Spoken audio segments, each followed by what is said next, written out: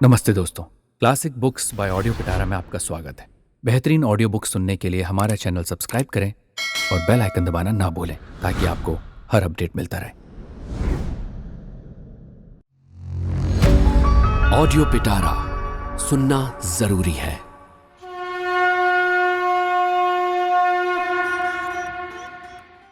द्वादश अध्याय गृहस्थ धर्म।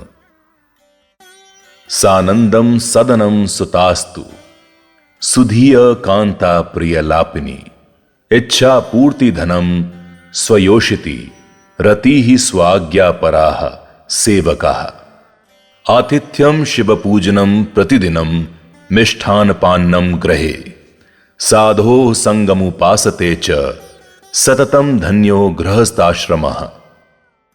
जो घर आनंद से परिपूर्ण हो, जिसकी संतान बुद्धिमान हो, जिसकी पत्नी मीठा बोलने वाली हो, इच्छा पूर्ति के लिए पर्याप्त धन हो, अच्छे मित्र हो, अपनी पत्नी के प्रति प्रेम हो, नौकर आज्ञा का पालन करने वाले हों, जहां अतिथियों का आदर सम्मान होता हो, ईश्वर की उपासना होती हो, प्रतिदिन मीठे भोजन और मधुर पेयों की व्यवस्था हो, जहां महात्मा लोगों का आना जाना लगा रहता हो, ऐसा गृहस्थाश्रम धन्य है।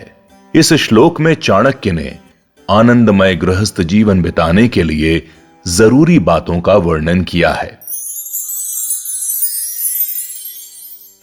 दान। आर्तेषु विप्रेषु दयान विंतश्च यच्छ्रद्धया स्वल्पमुपैति दानम अनंत पारम समुपैति राजन यज्ञीयते तन्न लभेद द्विज्येभ्य। जो व्यक्ति दुखी ब्राह्मणों को श्रद्धा से थोड़ा भी दान कर देता है, प्रभु की कृपा से उसमें काफी वृद्धि होती है और दान देने वालों को उसका अनंत गुना अधिक वापस मिल जाता है। इस श्लोक में चाणक्य ने उचित पात्र को दान दिए जाने की महत्ता बताई है। सज्जन मनुष्य दाक्षिणान्यम स्वजने दया परजने शाठ्यम सदा दुर्जने प्रीति ही साधु जने स्मयः खलजने विद्युजने चार्जवम शौर्यम शत्रुजने क्षमा गुरुजने नारी जने धूर्तता इत्थम ये पुरुषाः कुशलास्तेष्वेव लोक स्थितः। जो अपने बंधु बांधवों के साथ सज्जनता और नम्रता का व्यवहार करता है, दूसरे लोगों पर दया और दुर्जनों से उनके अनुकूल व्यवहार करता है, सज्जन लोगों से प्रेम करता है, दुष्टों के प्रति कठोरतापूर्ण व्यवहार करता है, विद्वान लोगों के साथ सरलता से पेश आता है, शत्रु के साथ बहादुरी से काम लेता है, गुरु माता पिता और आचार्य के प्रति सहनशीलतापूर्ण व्यवहार रखता है और स्त्रियों के प्रति लगाव न करके उनके प्रति चतुराईपूर्ण व्यवहार करता है। ऐसे लोगों की वजह से ही इस संसार का काम चल रहा है। चाणक्य के अनुसार हमें व्यक्ति, स्थान और समय के अनुसार व्यवहार करना चाहिए। दान। हस्तौ दान विवर्जितो श्रुति पुटो सारस्वद्रोहिणो नेत्रे साधु विलोकनेन रहिते पादौ न तीर्थम गतौ अन्याय अर्जित वित्त पूर्ण मुद्रम गर्वेण तुंगम शिरो रे रे जंबुक मुंच मुंच सहसा निंद्यम सुनिंद्यम वपुः। जिसने जीवन में दोनों हाथों से कभी दान न दिया हो, कानों से वेद और शास्त्रों को नहीं सुना हो, नेत्रों से किसी साधु के दर्शन न किए हों, पैरों से तीर्थ यात्रा न की हो, जिसने गलत तरीके से धन इकट्ठा करके जीविका चलाई हो और अभिमान से सर उठाकर चलता हो, वो रंगासियार नीच लोगों से भी नीच है। जितनी जल्दी हो सके उसे शरीर को त्याग देना चाहिए। चाणक्य कहते हैं कि इस शरीर में रहते हुए हमें हमेशा अच्छे कर्म करने चाहिए। पत्रम नैव यदा करीर विटपे दोषो वसंतस्य किम नो लुको अप्यव्यलोकते यदि दिवा सूर्यस्य किम दूषणम वर्षा नैव पंतत्तु चातक मुखे मेघस्य किम दूषणम यत्व पूर्वम विधिना ललाट लिखितम तन्मार्जतुम कह शमः। यदि करील के पौधे पर पत्ते नहीं निकलते तो इसमें बसंत ऋतु का क्या दोष है? यदि उल्लू को दिन में नहीं दिखता तो इसमें सूर्य का क्या दोष है? यदि चातक की चोंच में वर्षा का जल नहीं पहुंचता तो बादल का क्या दोष? संसार को बनाने वाले ब्रह्मा ने मनुष्य के भाग्य में जो कुछ लिख दिया है उसे कोई भी नहीं मिटा सकता, वो उसे जरूर भोगना ही पड़ता है। चाणक्य यहां तक कहते हैं कि जिसके भाग्य में जो लिखा होता है उसे कोई भी शक्ति नहीं मिटा सकती है। सत्संग का महत्व। सत्संगाः भदवती हि साधुना खलानाम साधुनाम नहि खल संगतः खलत्वम आमोदम कुसुम भवम मृदेव धत्ते मृदुगंधम नहीं कुसुमानी धारयंती। सत्संग से दुष्ट मनुष्य भी सज्जन हो जाते हैं, परंतु सज्जन पुरुषों में दुष्टों की संगति से दुष्टता वैसे ही नहीं आती जैसे फूल से उत्पन्न होने वाली सुगंध मिट्टी में तो आ जाती है, परंतु मिट्टी की गंध को फूल ग्रहण नहीं करता। साधु दर्शन। साधुनाम दर्शनम पुण्यम तीर्थभूता ही साधवा कालेन फलते तीर्थम सद्यः साधु समागमः। सज्जन पुरुष के दर्शन से तीर्थ के समान पुण्य प्राप्त होता है। तीर्थाटन का फल समय के अनुसार ही मिलता है, परंतु साधुओं की सत्संगति करने से मन की सारी आशाएं तुरंत पूरी हो जाती हैं। संसार की विषम स्थिति।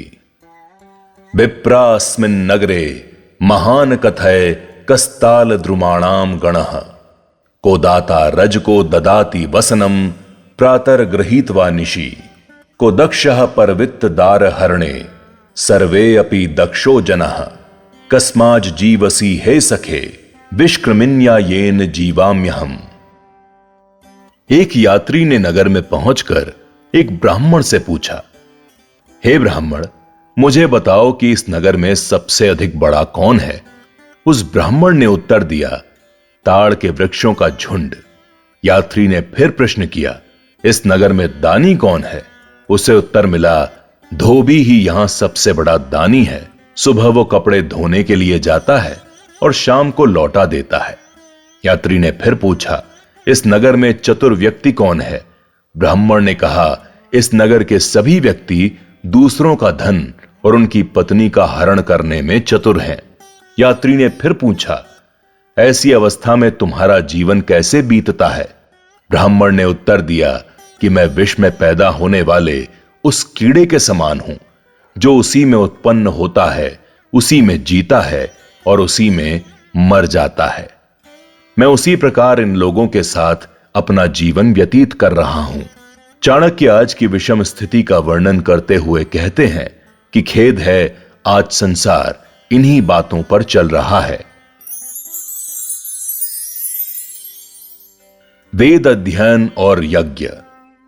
विप्र पादोत्क कर्दमाणि न वेद शास्त्र ध्वनि गर्जितानि स्वाहा स्वाधाकार विवर्जितानि शमशान तुल्यानि ग्रहाणितानि।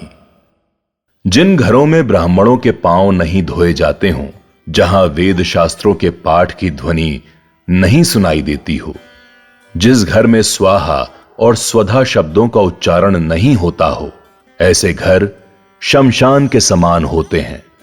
इस श्लोक में चाणक्य ने ब्राह्मणों के समान सभी मनुष्यों के लिए वेद अध्ययन और यज्ञ को जरूरी बताया है। मनुष्य के गुण। सत्यम माता पिता, ज्ञानम धर्मो भ्राता, दया सखा, शांति ही पत्नी, क्षमा पुत्र, षडेते मम बांधवा। सत्य मेरी माता है, ज्ञान मेरा पिता है, धर्म मेरा भाई है और दया ही मेरी बहन है, शांति मेरी पत्नी है और क्षमा मेरा पुत्र है।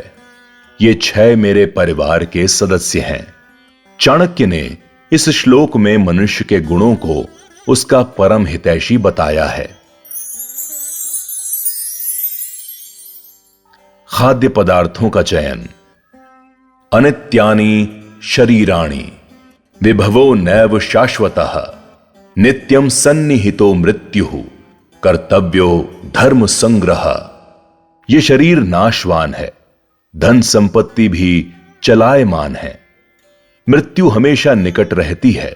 इसीलिए प्रत्येक व्यक्ति को धर्म के अनुसार ही काम करना चाहिए। चाणक्य कहते हैं कि प्रत्येक मनुष्य का कर्तव्य है कि वो इस संसार में धर्म के आचरण द्वारा धर्म का संचय करे, क्योंकि धर्म ही मनुष्य की मृत्यु के बाद उसका साथ देता है, जबकि धन और शरीर नाशवान है। जीवन का उत्सव। निमंत्रोत्सवा विप्रा गावो नवतृणोत्सवा पत्युत्साहायुता भार्या अहम कृष्ण रणोत्सवः। ब्राह्मण के लिए भोजन का निमंत्रण उत्सव के समान होता है। गायों के लिए ताजी नई घास प्राप्त होना उत्सव के समान है। पति के प्रसन्न होने पर स्त्रियों के लिए उत्सव होता है, जबकि भक्तों के लिए तो श्री कृष्ण के चरणों में अनुराग बढ़ना ही उत्सव के समान होता है। मातृवत् परदारेषु परद्रव्येषु लोश्रवत् आत्मवत्स सर्वभूतेषु यः पश्यति स पंडितः। जो व्यक्ति दूसरों की स्त्रियों को माता के समान, दूसरों के धन को मिट्टी के ढेले के समान समझता है और संसार के सभी प्राणियों को अपने समान देखता है, वही सत्य को देखता है और सच्चे अर्थों में ऋषि और विवेकशील पंडित कहलाता है। राम की महिमा।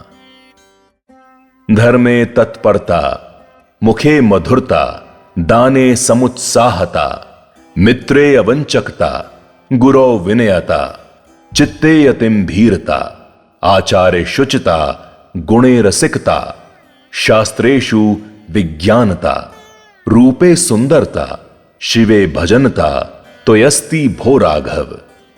धर्म में निरंतर लगे रहना, मुख से मीठे वचन बोलना, दान देने में उत्सुक रहना, मित्र के प्रति भेदभाव न रखना, गुरु के प्रति नम्रता और हृदय में गंभीरता रखना, आचरण में पवित्रता, अच्छे गुणों को ग्रहण करने में रुचि, शास्त्रों का विशेष ज्ञान, रूप में सौंदर्य और प्रभु में भक्ति का होना, ये सब गुण एक साथ हे राघव आप में ही हैं।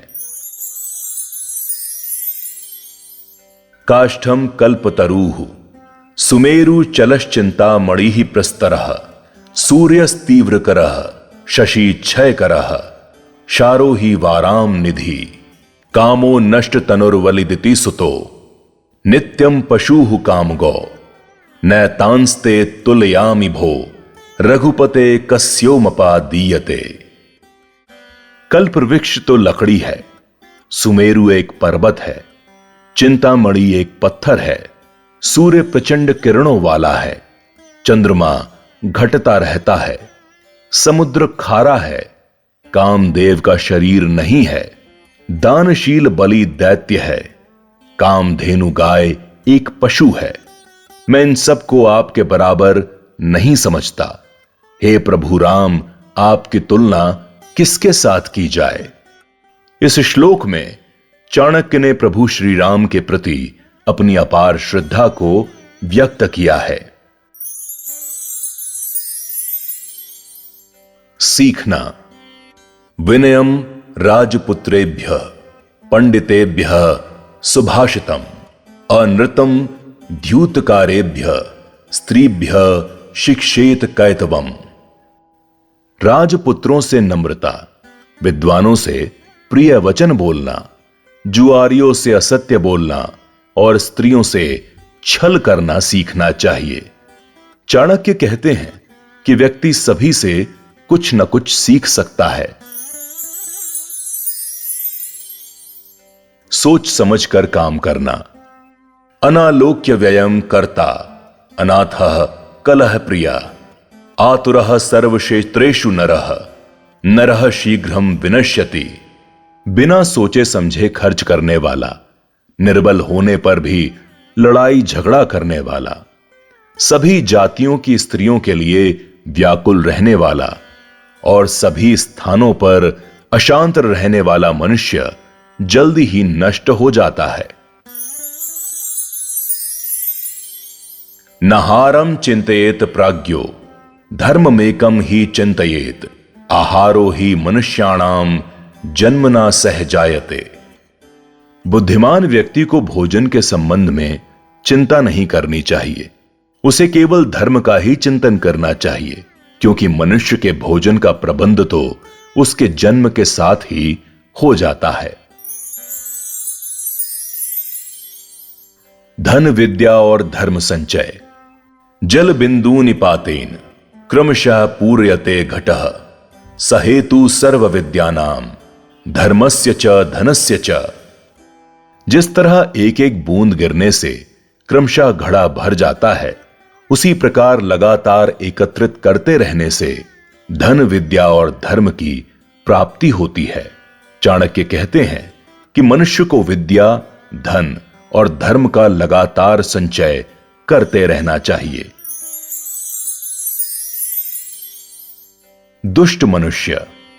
वयसः परिणामे अपि यः खलः खल एव सः सुपक्वपमी माधुर्यम नोपयातीन्द्र वारुणाम। जो व्यक्ति दुष्ट है वो परिपक्व हो जाने पर भी दुष्ट ही रहता है। जिस प्रकार इंद्रायण का फल पक जाने के बाद भी मीठा नहीं होता, कड़वा बना रहता है। चाणक्य कहते हैं कि मनुष्य के स्वभाव का उसकी अवस्था से कोई संबंध नहीं होता, यानी परिपक्व होने के बाद भी कई लोग अज्ञानी और दुराचारी बने रहते हैं। ऑडियो पिटारा सुनना जरूरी है। दोस्तों, आपको ये कहानी कैसी लगी हमें जरूर बताइएगा। लाइक और कमेंट कीजिए और अपने दोस्तों के साथ ये कहानी जरूर शेयर कीजिए। Thank you so much. Audio पिटारा सुनना जरूरी है।